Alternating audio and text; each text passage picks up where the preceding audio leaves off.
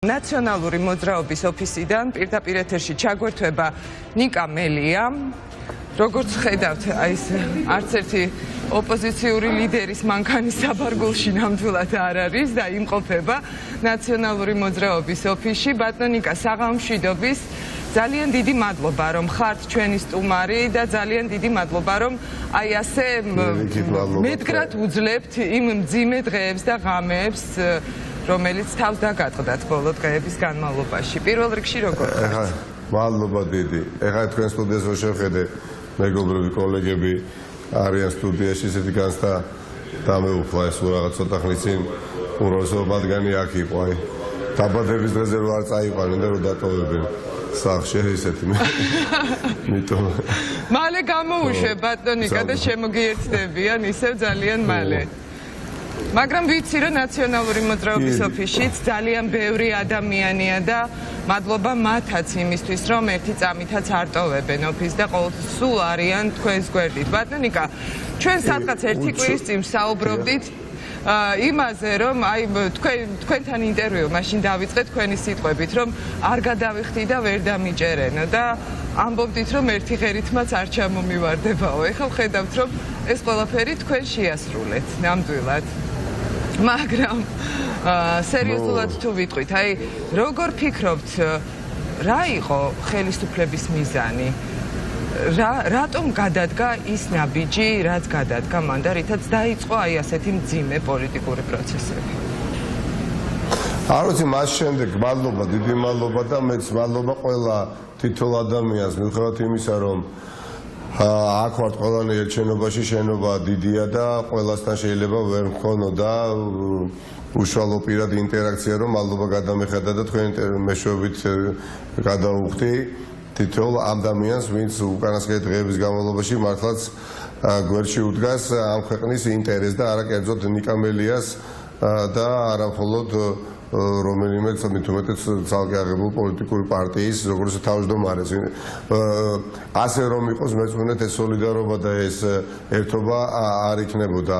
აქ საკითხი არ დგას ნამდვილად, რომ ნიკა მელია დავიცვათ ხელბორკილისგან, მithumetes თუნდაც ოკუპანტის ხელბორკილისგან. უბრალოდ ყველამ იგრძნო, რომ დიდ უსამართლობასთან გვაქვს საქმე და მოხერხდა ის, რაც მე თავადაც შეიძლება ძნელად წარმომედგინა, თუნდაც რამდენიმე კვირის წინ ის ერთობა, რომელიც სახეზე იყო, მაგრამ არა იმ მასშტაბით, რომელიც ახლა არის და ეს არის ნამდვილად არ იყო და ეს საქმე გახდა ამის მოტივატორი. კი, გაცილებით მეტი, ვიდრე პარტიული პოლიტიკა. პარტიული პოლიტიკა უფრო მართლა მე ასე ხარისხოვანია. მას შემდეგ რაც გვეხვეწებოდნენ რა მეთოდს არ მიმართავდნენ ქართულ ოცნებაში, რომ ჩვენ შევსულიყავით პარლამენტში და არ გამოგვეცხადებია ბოიკოტი, მაშინ რაც გამოგვაცხადეთ, დაგვერგვია ბოიკოტის რეჟიმი, გაგვეფორმებია მოპარული არჩევნები ქართული ოცნებისთვის, მათ შორის ჰქონდათ ცდილობა, რა თქმა უნდა, ჩვენს პარტნიორ სახელმწიფოს ელჩებს, უბრალოდ მათ სხვა მოტივაცია ჰქონდათ, ბევრად უფრო კეთილშობილური ვიდრე ქართულ ოცნებას, რა თქმა უნდა, რომ შევსულიყავი მე როგორც ერთ-ერთი დეპუტატი, სხვა დეპუტატებთან ერთად. ნუ ეხლა პარლამენტში არ შევედი, იმიტომ რომ ეს მიმაჩნდა ძალიან არასწორი, რბილად რო ვთქვათ, გადასადგმელი ნაბიჯი. და ეხლა პარლამენტში არ შევედით, ეხლა ციხეში მithumetes არ შევიდოდი, ხო და არ შევდივარ. იმიტომ მიმაჩნია, რომ დღეს შიში არის მართლაც დანაშაული. სამი კვირის წინ გავიმეორებ თქვენს ეთერში, მე რო პარლამენტში შევსულიყავი ალეკო ელისაშვილთან ერთად, არ ამგონია მე ყოფილიყავი დღეს მაგალითად სანქცირებული და ყოფილიყავი დაჭერის ზღვარზე. კი ბატონო ნიკა, პარლამენტში რომ შეხვედით, ეს იყო თქვენი და მთელი ოპოზიციის, ასე ვთქვათ, მორალური არჩევანი ნამდვილად და თქვენ ეს არჩევანი ყველამ ერთად გააკეთეთ. ჩვენ ნახეთ, რომ ამის საპირისპიროდ მერე დეპუტატებმა 88 გავრილოვმა, როგორც მათ ეწოდათ, უკვე ისევ მოგიხსნეს და უკვე მეორედ დეპუტატის მანდატი. იცით რა მაინტერესებს, აი გირეოზე უარის თქმაც და ის თქვენი სიტყვები, რომ ვერ დამიჭერენ, არ გადავიხდი და ვერ დამიჭერენ. ესეც მორალური არჩევანი იყო თქვენი მხრიდან? კი, იმიტომ რომ ნამდვილად ორი არჩევანი დამიტოვა ქართულმა ოცნებამ, მან უნდა ავეყვანე მათ მე მონურ მორჩილებაში, დიახაც მონურ მორჩილებაში, ან უნდა გამაგზელებია მეგობრებთან ერთად წინააღმდეგობის გაწევა და ბუნებრივია ხა პირველი არჩევანი იყო გამორიცხული და ვართ იქ სადაც ვართ და ქართულ ოცნებას თავად ვერ წარმოედგინა ალბათ ის დიდი წინააღმდეგობა, რომელსაც ოპოზიცია გაუწევდა. დიახ, ოპოზიცია და არა მარტო ნიკამელია, იმიტომ რომ ნიკამელიას რო ებრძნო თავი ეულად, ნიკამელიას რო ებრძნო რომ არ არის ერთობა, რომ არ არის ის ხარდაჭერა და სოლიდარობა, რომელიც არის უპრეცედენტო, ნუ მე ყოველ შემთხვევაში არც ერთ ეტაპზე მსგავსი რამ პირადად არ მიგზნია, ძალიან გამიჭირდებოდა. ამას არ ელოდებოდა ალბათ ქართული ოცნება იფიქრა ქარავშუტულად დაუშვა და ვარაუდობდა რომ ეხლა პოსტკაყალბებული არჩევნები სხვა პოლიტიკურ ოპოზიციურ პარტიებში არის გადალაგების პროცესი და მოდი ახლა ვისაგებლებ ამ ვითარებით და ნუ მელიას შეუტევ ბოლომდე როგორც ახალარჩეულ ნაციონალურ მოძრაობის თავმჯდომარეს და მე შეიძლება უფრო გაადვილდეს ცხოვრება იმ გზაზე, რომელსაც ქვია პარლამენტარების პარლამენტში შესვლა. არ ვიცი, თქვენ დაყვანა უნდათ მე ჩემი რომ მე კოლეგებთან ვაჭრათ ვაი მელიას გამოუშვეთ. ვერ გეტყვით ამ ანალიზის შესვლა უმადური საქმეა.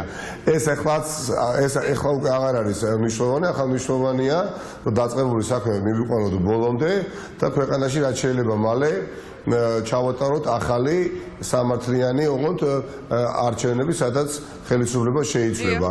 ამ გზაზე ჩვენ ვდგავართ უკვე ბევრი ძალიან მტკიცეთ და ამ გზიდან უკვე ვერავინ ვეღარ გადაგვიყვანს და რა თქმა უნდა ის რაც ითავა ჩვენი პარტნიორი სახელმწიფოს პოლიტიკურმა ხელმძღვანელობამ ლიეტოვამ აქვს მხედველობაში და მნიშვნელოვანი განცხადებები გაკეთდა დღეს ალბათ. ბატონიკა, ამაზეც მინდა რომ მკითხოთ აუცილებლად. ბოლო დღეების არ მხოლოდ დღეს ჩვენ ნახეთ მნიშვნელოვანი განცხადებები. ხელბორკილი აღარ დაედება. ეს საკითხი გადაწყვეტილად უნდა ჩავთვალოთ და მადლობა უნდა ვუთხრათ ძალიან ბევრ ადამიანს აბსოლუტურ უმრავლესობას ქვეყნის მოსახლეობისას გძნობ ყველა სივრცეში იქნება სოციალური ქსელი ან ფიზიკურად ადამიანები ვინც მოდიან ახლა არ შეიძლება ქართულ ოცნებაში იყოს ადამიანი ვინც სერიოზულად თვლის რომ დღეს ვეღარ დაგიჭერენ ბატონიკა ნიკამელიას ხელბორკილი აღარ დაიდება ეს თქვით ვეღარ დაგიჭერენ თქვენ ფიქრობთ არა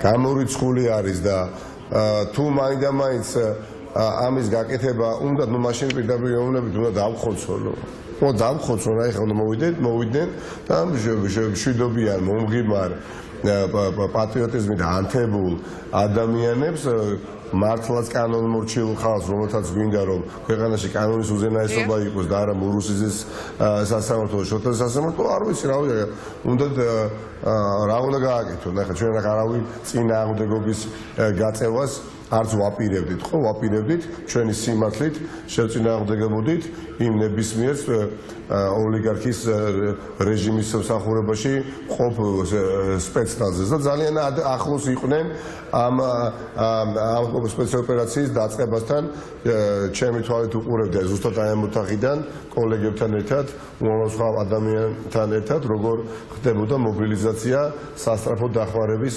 ავტოსატრანსპორტო საშუალებების მიმდებარე ტერიტორიაზე. ეს იყო სიგიჟე, რასაც ესენი აპირებდნენ, მაგრამ ვერ გაბედეს და თავად გახარიაც კი მიხვდა, რომ არ შეიძლებოდა ამ უმძიმესი კიდევ ერთი დანაშაულის ჩადენა 20 ივნისის შემდეგ და გახარია გამოვიდა და გახარია თქვა, რომ ამ საქმიდან არაფერი არ გამოვა, თავი დამანებეთ, მე უნდა წავიდე ახლა სახლშიო. რა თქმა უნდა ეს ძალიან დიდი დარტყმა იყო. ვერ გაბედეს ბატონიკა თუ აი ამ ფაქტორმა დააპაუზა. ფაქტია რომ აი როგორც არ უნდა განვითარდეს ახლა მოვლენები თქვენმა საქმემ და იმ პროცესებმა რაც განვითარდა ბოლო დღეებში უკვე ძალიან დიდი ზიანი მიაყენა ნამდვილად ქართულ ოცნებას. აი რაც არ უნდა მოხდეს რა გაგრძელებაც არ უნდა გქონდეს ამ საქმეს. ზიანი უკვე ძალიან დიდია. ეს იყო ეს არის ჩვენი სამოქალაქო პოლიტიკური პროტესტის უკიდურესი ფორმა, რამაც დიახაც შედეგი გამოიღო იმ თვალსაზრისით, რომ მთელი საერთაშორისო საზოგადოება უკვე ალაპარაკდა ისე, როგორც ჩვენ გვინდოდა, რომ ალაპარაკებულიყო თუნდაც მინიმუმ თვეების წინ, მაგრამ ნუ როგორც ჩანს, სხვა ეტაპი უნდა გაგვიარა, რომ ანუ რაც არის რეალობა ქვეყანაში, დიახ. ნუ გახარია, მე პირდაპირ გეუბნები, მე ვარ ჩემი მოსაზრება, ბატონი გახარია, ნამდვილად არ გააკეთებდა იმ განცხადებას, რომელიც გააკეთა. ქართული ოცნება რომ ყოფილიყო სხვა ფორმაში, პოლიტიკურ ფორმაში. ქართული ოცნება არის 2021 წელიწადში უკვე მესამე ვადა მიტაცებული აქვს. ეს ვინ თუ არა ძალიან კარგად იცის ბატონმა გახარიამ, თუ იცოდა და მან უბრალოდ ვერ გარისკა. რასაც ვერ ვიტყოდი რომ ეს ყველაფერი რომ მოხდარიყო 2019 წელს ყოველ შემთხვევაში მე მჯერა რომ ბატონი გახარია ამ განცხადებას არ გააკეთებდა და იგი წავიდოდა სისხლის ზღვარზე. მას უბრალოდ კარგია მე ვცდილობ რომ დავაკნინო მისი საქციელი, მაგრამ ასევე მინდა რომ სიცხადე შევიტანო. შიშით განპირობებული იყო ის განცხადება, რომელიც მან გააკეთა, იმიტომ რომ პასუხისგებლობა თავიდან ბოლომდე რა თქმა უნდა ბატონ გახარიაზე იქნებოდა და ქართულმა ოცნებამ ამით დაკარგა, თუ კი ვინმე ყავდათ ახლა იქ თავად ასეთ ვიდნენ ელექტრონული ღირებულების პოლიტიკოსი, იმ ადამიანებს გული დაიხურა და წავიდა და დავრჩით ახლა ბატონი ანრი ოხანაშვილისა და ირაკლი კობახიძეს ამარა და ახლა მიხედავთ ამათაც. და ირაკლი ღარიბაშვილი შეემატათ ბატონ ნიკა, ეს რას ნიშნავს თქვენთვის რისი მანიშნებელი? იცით რა, ირაკლი ღარიბაშვილი მომაკვდინებელ პოლიტიკურ დარტყმას მიაყენებს ქართულ ოცნებას უახლოეს პერიოდში. იმიტომ რომ ეს ადამიანი მხოლოდ და მხოლოდ სამწუხაროდ იქნება დაკავებული, რომ კიდევ უფრო მეტად გააღვივოს შუღლი ისედაც ურთიერთ დაპირისპირებულ საზოგადოებრივ ჯგუფებს შორის. ეს ადამიანი არც კი აპირებს იყოს ქვეყნის პრემიერ-მინისტრი, ეს ადამიანი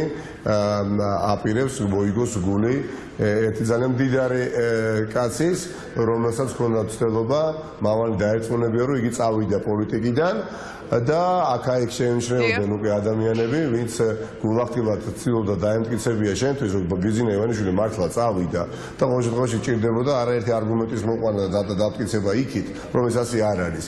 მაგრამ ახლა უკვე კი ბატონო, მაგრამ სპეცრაზმი, რომელიც უკან დაბრუნდა ბატონო ნიკა თქვენ ოფისთან მოსული სპეცრაზმი და სასტრაფო დახმარების მანქანები, რომელიც უკან დაბრუნდა გახარიას განცხადებიდან რამდენიმე წუთში, როცა შინაგან საქმეთა სამინისტრო მხარო გადაავადეს. აი ახლა ეს სპეცრაზმი წამოვა ისევ ნაციონალური მოძრაობის ოფისისკენ უკვე ირაკლი ღარიბაშვილის ბრძანებით და მისი არა, ნაციონალური მოძრაობის ოფისისკენ ვერ წამოვა. ნაციონალური მოძრაობა გეოგრაფიულად ვართ უბრალოდ ჩვენ ეხა ნაციონალური მოძრაობის ოფისისკენ კი არ წამოვა, ნაციონალური მოძრაობის წინააღმდეგ და ოპოზიციის წინააღმდეგ კი არ წამოვა. წამოვა ამ ქვეყნის მომავლის წინააღმდეგ და ეცდება ამ ქვეყნის მომავლის ფერქვეშ გათელვას. ეს უფრო სწორია ჩემის აზრით, რომ ასე ვთქვათ. და მაშინ როდესაც ჩვენ ვიცით, რომ სახელმწიფოს მიტაცება მოხდა და მათივე გაყალბებული არჩევნებით უმცირესობა ხარდაჭერილებმა უმრავლესობა დაიფორმეს, ხო? აქ გავიმეორებ თქვენის ნებართვით, უკვე უკან დახევა არის დანაშაული, შიში არის დანაშაული. ანუ არ უნდა დავუშვათ ფიქრის დონეზეც კი, რომ ამ გადამწყვეტ ბრძოლაში ჩვენ შეიძლება რაიმე დავთმოთ, იმიტომ რომ უნდა გვესმოდეს, რომ ხელისუფლება რაც არ უნდა იყოს ბრუტალური, რაც არ უნდა იყოს ასე ვთქვათ ძალადობრივი, ასე ხალხით დაკომპლექტებული, მათ მხოლოდ და მხოლოდ დაამარცხეს წინააღმდეგობა, მტკიცენება და ძლიერი ნერვები. ერთის, მეორეს და მესამეც არის ადგილზე და ხა არ დავამარცხებიეთ ნუ თავს წარსულს მომავალზე. არ დავამარცხებიეთ. ქართული ოცნება ჩვენზე ვერ გაიმარჯვებს, ჩვენ უნდა დავუმარცხდეთ. ქართულ ოცნებას არ აქვს თეორიული შანსიც გაიმარჯვოს ქართულ ხალხზე. თუ ჩვენ დავუმარცხდებით, ეს მხოლოდ და მხოლოდ ჩვენი ბრალი იქნება. მით უმეტეს გძნობთ, კიდევ ერთხელ გავიმეორებ, უდიდეს ხარდაჭერას უკვე საერთაშორისო დონეზეც, ვისი დასტურიც იყო დღევანდელი ვიზიტიც ეს ძალიან მნიშვნელოვანია და აქვე კითხავთ მაშინ აი ეს საერთაშორისო მხარდაჭერა გამოიწვევს თუ არა იმას ბატონიკა პოლიტიკურ დევნაზე დღეს ძალიან ბევრი საუბარი იყო ყველა გზავნილში რაც ისმის ჩვენი დასავლელი პარტნიორების მხრიდან და თქვენ თქვით რომ ნიკა მელიას ხელბორკილებს ვეღარ დაადებენ ნიშნავს თუ არა ეს იმასაც რომ სხვა პოლიტიკური დევნილების მიმართაც შეწყდება საქმეები რა თქმა უნდა, ამიტომ მნიშვნელოვანია რომ ქვეყანაში არჩევნები ჩავატაროთ ძალიან მალე, რომ ბევრი რამ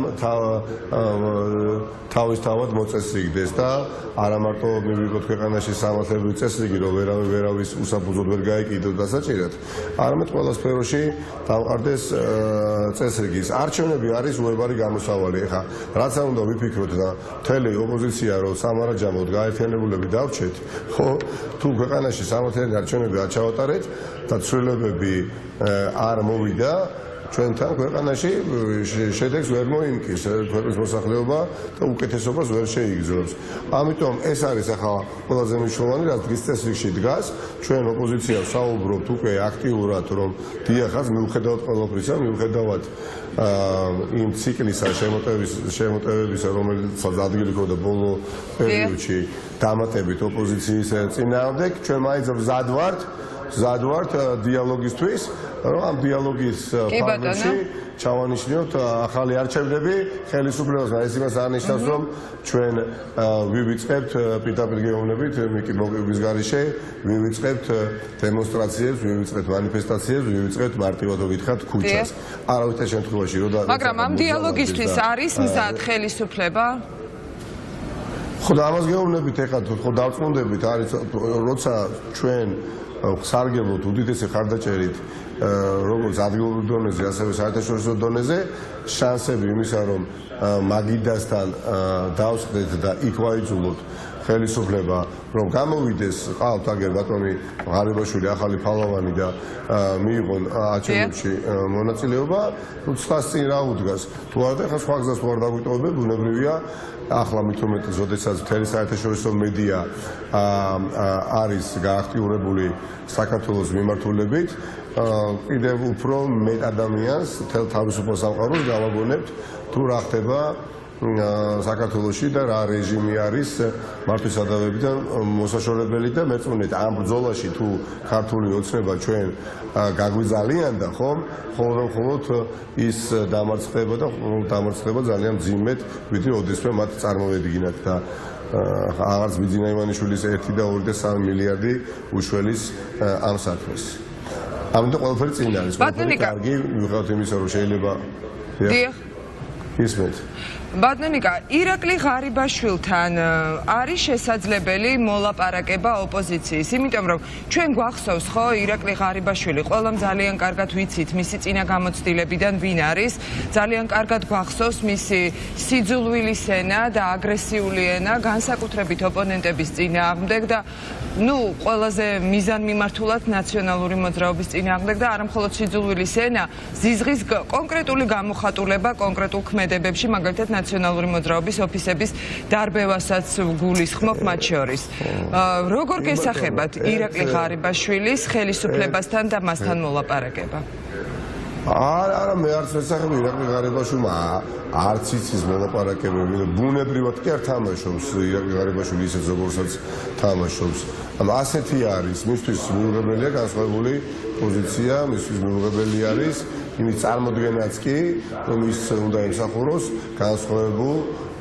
განსხვავებულ საქართველოს მოქალაქეს, რომელიც შეიძლება უჭერდეს როგორც არ ვიცი მე ხა ევროპულ საქართველოსთან დაწყებული ნაციონალ-მოძრაობით გაწელებული უჯარის პარტიას არ ვიცი გირის ლეგოს პარტიას ყოველთვის არ ცოლობს ამ ადამიანებს ხელისუფლება არ ცოლობს და თავი პრობლემა გვაქვს ეს რომ ჩვენ უნდა მივახციოთ მოცემულობას სადაც ხელისუფლება აღიარებს ოპოზიციას ჩვენ არ ვიბრძვით ახლა ნიკა მელიას მაჯის ფეხის ტერფის გადარჩენისთვის რომ იქ არ დაედოს ან სამაჯური ან ხელბორკილი ხო ჩვენ ვიბრძვით იმისათვის რომ ერთხელ და სამუდამოდ ხელისუფლება აღიაროს დიახაც ოპოზიცია რეალურად ილზის დემოკრატიის გადარჩენისთვის, შესაძლოა საკუთარი თავის ჯერ გადარჩენისთვის, რომ შესაძლებლობა ჰქონდეს ქვეყანა განავითაროთ და ეს ბრძოლა და ამ ბრძოლაში ძალიან ბევრი მოკავშირე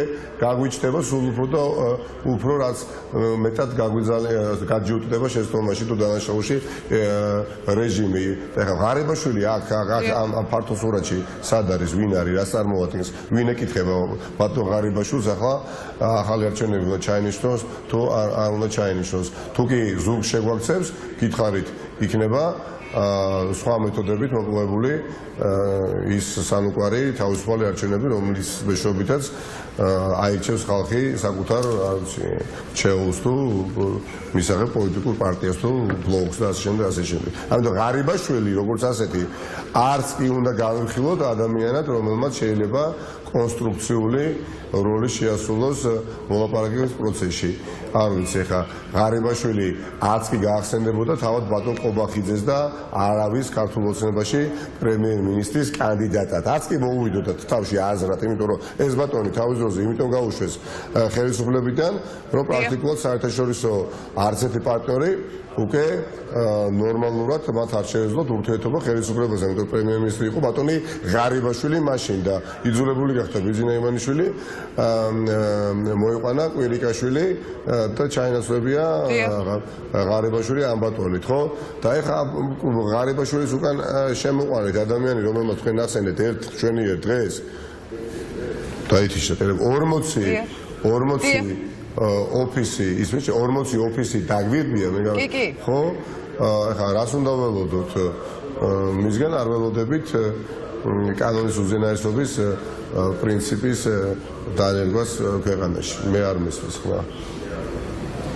კარგით, ბატონიკა და ბოლო კითხვას დაგისვამთ, ვიცი რომ თქვენ ძალიან დაღლილი ხართ და გაგანთავისუფლებთ თუ გესმით ჩემი ხმა ბატონიკა? ბოლო კითხვა მინდა რომ დაგისვათ და ამის შემდეგ დავემშვიდობები ნიკა მელიას და უკვე გადმოვინაცვლებ სტუდიაში ჩვენ სტუმრებთან, სადაც კიდევ ერთხელ შევახსენებ ჩემს მაყურებელს, რომ არიან ოპოზიციის ლიდერები და კარგი დავუბრუნდეთ, ცოტა ხანში დავუბრუნდებით ალბათ ნიკა მელიას, იმიტომ რომ ბოლო კითხვა მინდოდა აუცილებლად. ბოლო ჩვენ მტერს გას. კარგით და მაშინ გადავინაცვლებ სტუდიაში. არის კი ბატონო, თუ ესმის ნიკას ჩემი ბოლო კითხვა მინდა ნიკა რომ დაგისვათ და გაგანთავისუფლებთ, თქვენც დაისვენებთ ცოტა ხანი, რას აპირებთ? აპირებთ თუ არა, რა ვიცი რომ რაღაცა კონკრეტულ გადაწყვეტილებას ან რას ელოდებით და რამდენი ხანი იქნებით ნაციონალური მოძრაობის ოფისში, თუ არ ამბობთ ამ გეგმას და დაეგეძებონ ესე საბარგულებში ხელისუფლების პოლიციის წარმომადგენლებმა. ხო, ეს ნამდვილად კომიკური იყო გუშინ ერთ ტელეკომპანიას ვერთებოდი პირდაპირ ეთერში და ზუსტად ესე გამიწყდა კავშირი და სანამ გადმორეკეს ჩემი ტელეფონი ავიღე და მესეჯი წავიკითხე რამდენიმე ორი ადამიანის მეთოდი ზურა მელიქიშვილის, რომელიც წერდა რომ აი ხო ავლობის მეტროსთან გამოჩერეს და საბარგული ამახტევიეს. ხა ჯერ ტელევიზორში ვიყავ პირდაპირ ეთერში. იქ მაინც ხონდა დავენახე და მე ხა